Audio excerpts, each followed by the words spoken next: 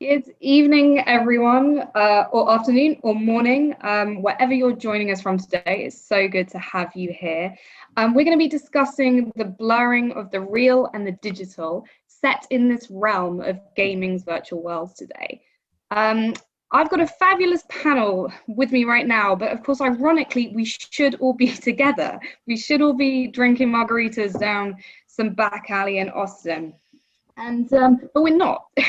So Martin, I guess my first question is the reason we're speaking about this right now all down to the pandemic, or are there other factors at play in this emergence of virtual worlds as a real commonplace thing?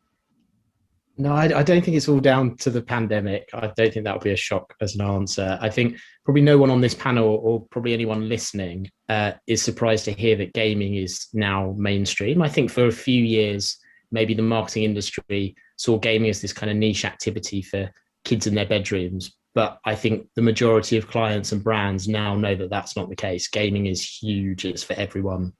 If you look at console launches, they're now global news.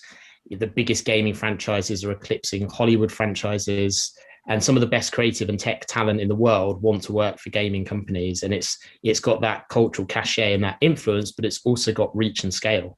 So I saw some stats recently that said that there are 2.7 billion gamers around the world playing for 6 hours a week on average. So it is huge. And the global pandemic that you've touched on, that means we can't have the margaritas, means that it's become even more popular. And so I think there are a lot of brands now wanting to tap into this space because it's huge. Great stuff. And you mentioned we've got time on our hands. That's part of the reason. But what else are the reasons that are driving this shift towards gamership? And maybe VERTA, you'd like to come in here. Is it cash? Is it games cheaper? Is there sort of less barriers to entry?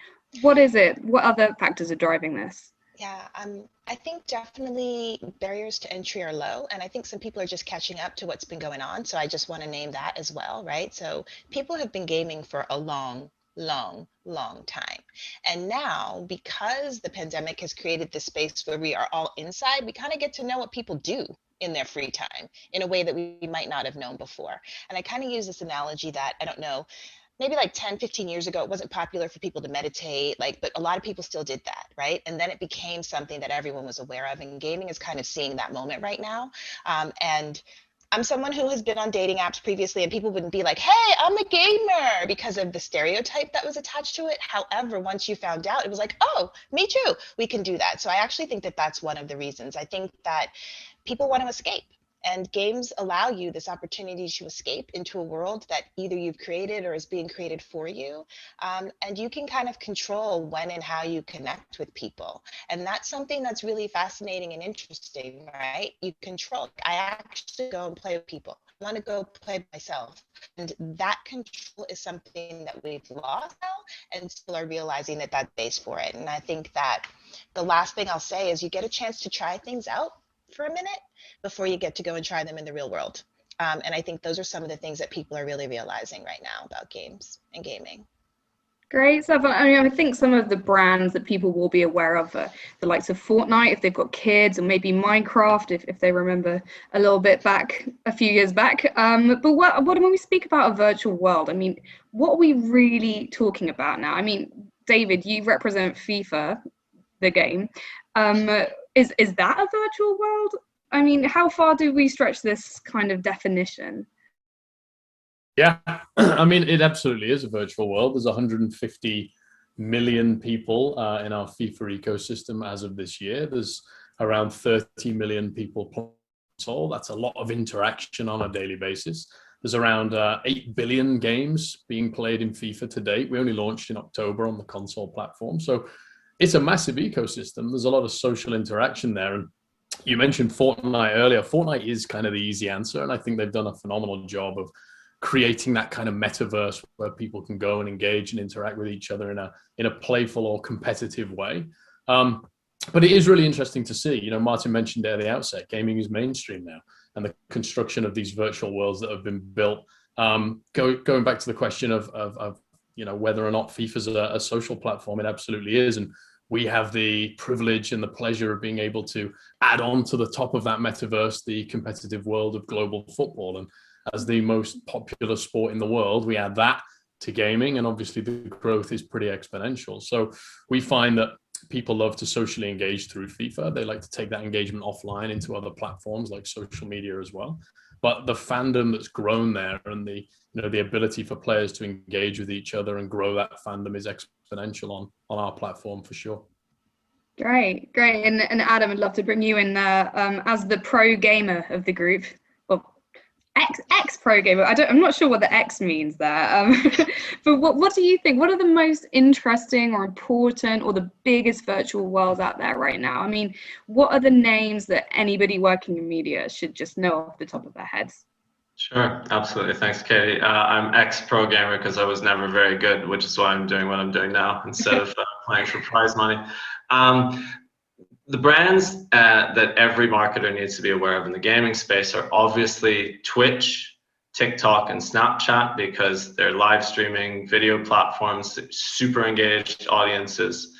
From a publisher perspective, you need to know about EA and Call of Duty, particularly if you're a marketer that's looking to reach university audiences. If you're looking to reach a very young audience, that'd be Roblox. I've read that as many as 60% of 9 to 12-year-olds are playing Roblox. And of course, Minecraft and Fortnite for the teens. Those are really the big publishers that you need to be aware of. But what I would actually suggest is it's not the game titles that you need to know. You need to know the data set behind those game titles, because it doesn't matter the activation you do. If it's done to the wrong audience on that platform, it's not going to reach who you are trying to target, if that makes sense. Yeah, could I get you to expand on that a little bit? What data sets are we talking about, and how do you get your hands on them? Sure, absolutely. So I think one of the most exciting things about the digital is the capacity to measure ROI. It's the ability to see how many impressions, views, engagements, but really those data sets that I've just talked about are the vanity metrics that we've been reporting on to date. What you actually need to know as a marketer is how many people clicked on that link, went to the website, and downloaded that product. And I think one of the issues to date for marketers looking at gaming and social media is that we haven't had the tools requisite to access that particular gold dust, which is how many conversions did I get? So I think people have kind of understood or misunderstood influencer marketing and gaming to an extent, because they haven't been able to prove value. But that's possible now, as long as you are looking at those crucial, back end data sets. Yeah, got it. I'll definitely come back to the ROI of things in a little bit. VERTA, I just wanted to ask you in this space right now. You obviously represent a community of women gamers and non-binary gamers. Would you say that the worlds that are important to them and that they like to inhabit are any different to the ones that Adam or David just mentioned? Is it like the real world in which there are spaces for different groups of people, or is it a little bit more open and democratic, would you say? I think it has the potential to be more open and democratic, and I don't know if it's always that way. I think that it's a microcosm of the actual world, right? I think that the two coexist, and what we see play out in the space, we also see play out in the real world. I think the one thing, I've been in situations where I am the only woman before. I'm not the only here, but I've been in situations where it's surprising that women play games. And I even in spaces where there are women or femme identifying and femme forward humans, they're like, oh wow, there's this many women. I mean, there are stats out there, depending on the type of game that you're talking about, that say like almost half of gamers are women, right? And are actually who people need to start marketing for, and two, in more nuanced ways, not just pink headset, let's say, but more nuanced ways. And so your question about is there space for what I'd said before about you get to try out new worlds, I actually do think there's an opportunity within games and within gaming to see a more diverse, equitable and inclusive way of being, and that we have a lot to learn actually from the gaming community about how to create that, right? So there's moments where we hear about the toxicity, and it does exist. I'm not saying it doesn't, but the flip of that is there are some amazing communities that games and game developers are creating with their own boundaries, and how do we actually tap into learning more about that? So I don't know, I'm sure if I answered question directly, but those are some of my thoughts. Yeah, and just really quickly, what does a boundary look like in that setting? Well, I mean, I think that so if I'm playing a particular game, right? So if I am playing, I don't know, I won't say, if I'm playing Halo, let's say, or I'll use that for an example because I've gone back to that recently. Who I'm playing with, there are a lot of groups that are talking about how do we set the parameters for how we want to play, not necessarily someone from outside coming in and saying this is what the community has to do. There's the Fair Play Alliance. There's a lot of organizations like IDGA that are out there that are really thinking about, and I think this is important, what it means to not just study a community, but to understand a community and to ask them, what are the things that you are seeking in this space? And so that's one example, like as a player, me saying like, this is what I want. This is who I want in here. You know what? If people are cursing, I'm cool with that. If they're not, I'm not cool with that. There are lots of really exciting opportunities to think about what that means. Right, so the audience is quite engaged with how the game develops. Does that apply, I wonder, maybe this will be one for you, Martin, to how brands activate in that space? Have you seen any good examples where a brand's really kind of understood who's playing and you know, added some value to their gameplay by appearing within a virtual world?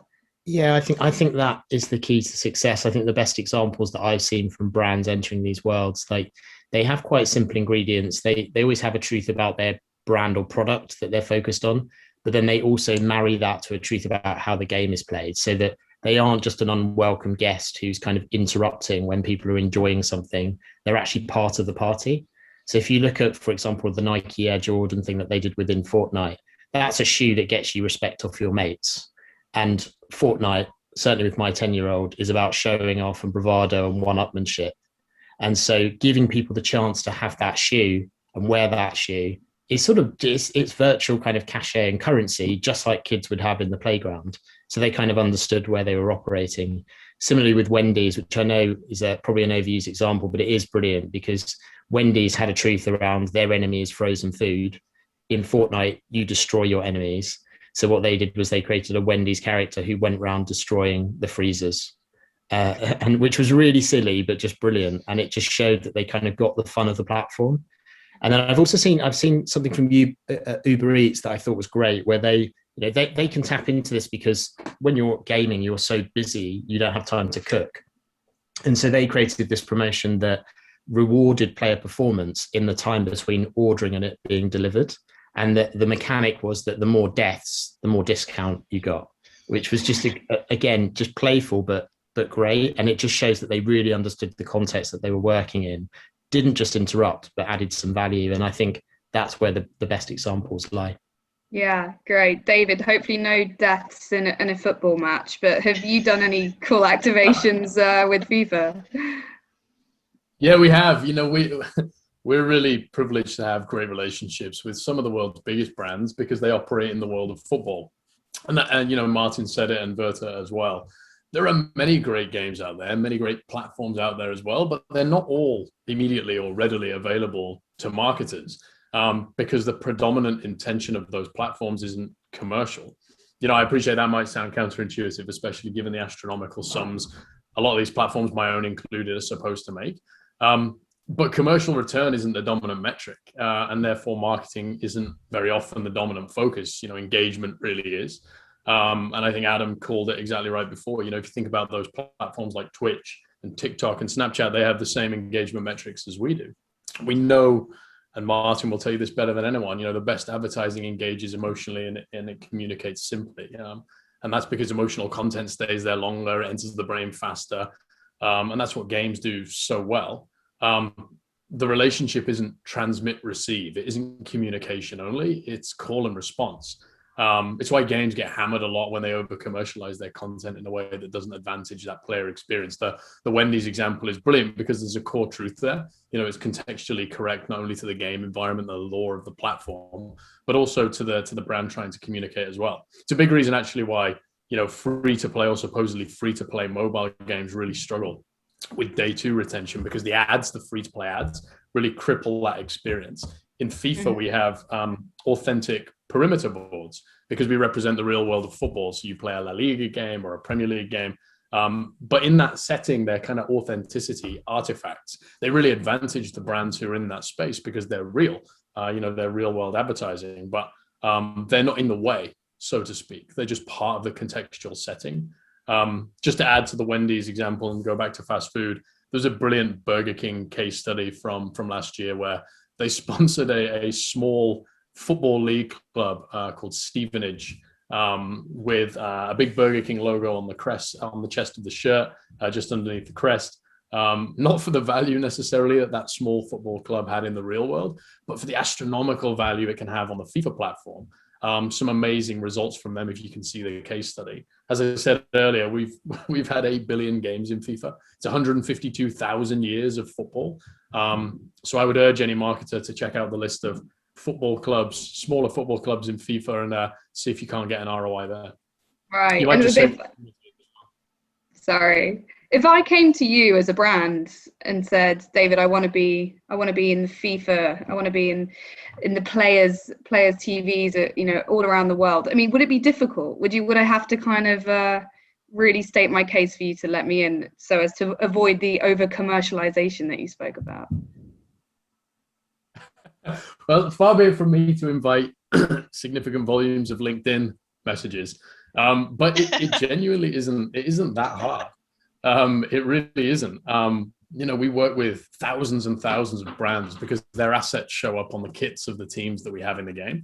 And every now and again, we'll get an amazing idea, just a brilliant piece of activation that a brand wants to do, either in a local market or globally in the game. It's challenging for us. Football's really culturally and contextually nuanced in different parts of the world. So a message that might make sense in Spain definitely doesn't make sense in Japan or South America or another part of the world that we operate in. But every now and again, we'll get great ideas from big brands and small brands as well. And we'll do our best to incorporate them if it's contextually relevant and it augments the player experience. Great, but don't come to you. I'll tell everyone to not add you on LinkedIn too much. Send them to Martin. Yeah, he's very difficult to work with, DJ, I would say. Adam, we mentioned ROI before. Would you say, is a campaign easier or more difficult to measure for return on investment in the virtual world compared to the real one? Yeah, that's a cool question. I think that the short answer is that it is easier to measure in the digital world because it's all data. But the longer answer is that most marketers, or many marketers, are used to billboards and bus stops and television ads, so they know how to quantify that. And I think the problem right now with digital marketing, especially influencer marketing, so we work in that space, is that a lot of brand managers, influencer marketers, campaign managers are paying for reach and views because those are metrics that are not going to get you fired, right? If you back the biggest person for the budget that you have, typically that's going to make the brand look good, or at least there's going to be some brand awareness, but that isn't really what's important to a business. You need to drive conversions. And I think to date, the technology hasn't been there. You've just had to outsource your influencer division to an agency because it's too small of an in-house team to make it your problem. And then of course, you can't activate with loads of influencers because you have to get humans to validate if streams are live, videos are posted, or Instagram stories are up. And then you need humans to extricate the data, so tell you what happened in the campaign. Now, we think we've solved this problem with our platform because we integrate officially with all of the APIs of the social media platform, so you can make that instantaneous real-time reporting a real thing, and you can actually measure the success of your campaign during the campaign. So the short answer is yes, it's better to do it digitally, but you need the right tools or else you're just paying for vanity metrics. Right. And do you think, I mean, in the agency world and in the marketing world at large, Martin, perhaps this might be a good one for you to answer. Do you think the sort of the ability to understand this world, particularly from a media buying perspective, is taken seriously enough right now? Do you think there needs to be more hiring of people that really get what Adam's just been speaking about?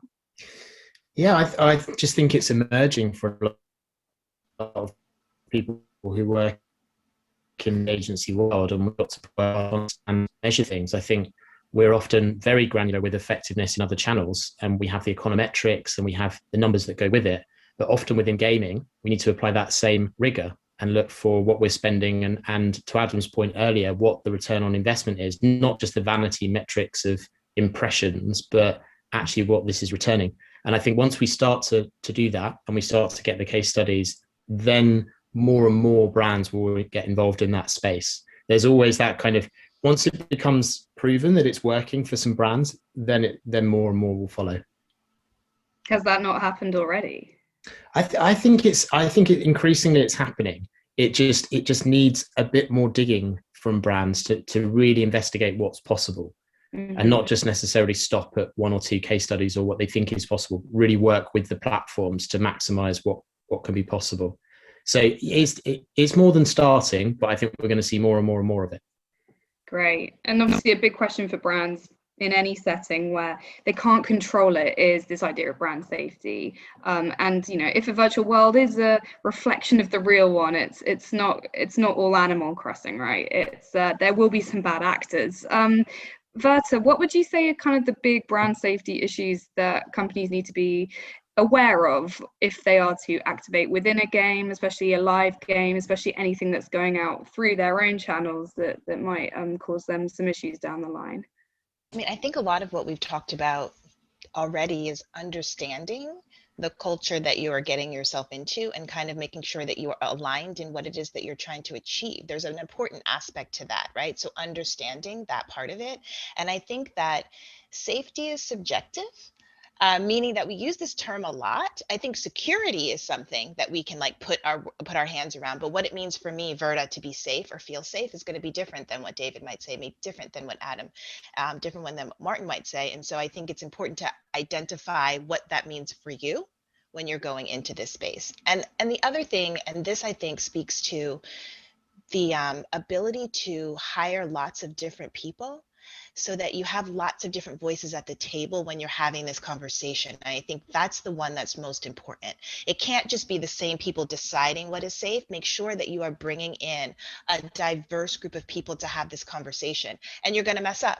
So kind of like accept that and figure out how you're going to recover from those mess ups. So that is that's what I would offer. Oh, that's yeah. And David, really quickly on the publisher side, I mean, what is EA's approach to monitoring and limiting any kind of verbal bullying or harassment on your platform? Yeah, it's exactly as as VERTA said. Like, the worlds they're open and they're live and they're not unpoliced, especially if the developer takes their responsibilities seriously. They're not objectively safe all of the time, and some of them are designed to not be that. There are kind of mature rated games out there where the environment is designed to be a bit more hyper realistic of a real world environment that maybe isn't quite so safe. We established the positive play charter very recently, and it sets out pretty plainly and pretty clearly what is and isn't acceptable on our platforms. In any community, in any society, there are rules and enforcement to ensure compliance, and anyone transgressing them will face restrictions and removal. But it's the nature of interactive platforms, which means that like methodologies for abuse are regularly evolving. We find things in our games that you genuinely wouldn't even think of, but given that there are so many people on the platform, 30 odd million in FIFA, people, if they do have racist or discriminatory tendencies, will find a way, because it's an open platform for them to establish those views. And no amount of algorithmic content can go in and seek out every single one of them. So it's a bit like Adam said, it's machine and then it's human as well to act as the enforcer. And I think EA is far from perfect in all of that. We don't intend to be, but we do intend to apply progress, and we're pretty aggressive about that. So you'll see more of that, I'm sure, from lots of publishers, but from EA in particular in the future. Fantastic stuff. Well, that just brings us up to time. So thank you so much, VERTA, David, Martin, Adam. Really great to chat to you today. Next year, I'll see you in Austin. Yes, with margaritas. Thanks so much. Thank you. Thank you. Bye now.